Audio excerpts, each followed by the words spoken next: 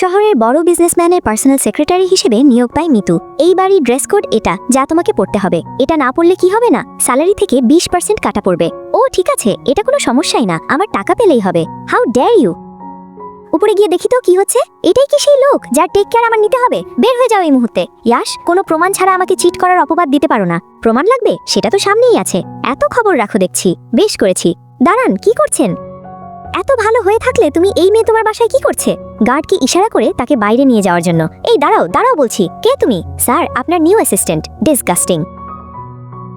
এই তুমি new join করেছো না? ভাইয়া একজনের রাগ অন্যজনের উপর দিচ্ছ কেন? চিন্তা করবেন না, খুব তাড়াতাড়ি সবকিছু সামলাতে পারবেন।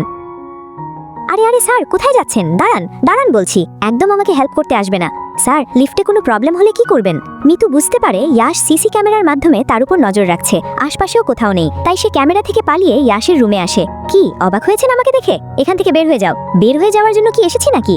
জেনি কৌশলে চেয়ার থেকে ইলেকট্রিক ডিভাইসটি খুলে নেয়, ফলে ইয়াশ আর নিজের ইচ্ছে মতো চেয়ারটিকে কন্ট্রোল করতে পারে না। এটা ফেরত দাও বলছি। আমি থাকতে এটার প্রয়োজনই বাকি লাগবে না, আমি একাই চলে পারবো। সে কিছু সময় চেষ্টা করে চেয়ারটিকে চালানোর, কিন্তু কিছুই হয় না। এটা দিব, তার আগে আমাকে আমার কাজ করতে দেন। মিতু ইয়াশের পায়ে মালিশ করে দেয়। এদিকে অফিসে বসে তার ছোট ভাই কান্না করতে থাকে। এটা কি হলো? এই মেয়েটাই শুধু আমার সাথে ভালোভাবে কথা বলছিল, তাকেও ভাইয়া নিয়ে নিল। স্যারের এখন শাওয়ার টাইম, গিয়ে দেখো কি লাগবে। আচ্ছা যাচ্ছি। কি? আপনার টাওয়াল নিয়ে এসেছি। ওই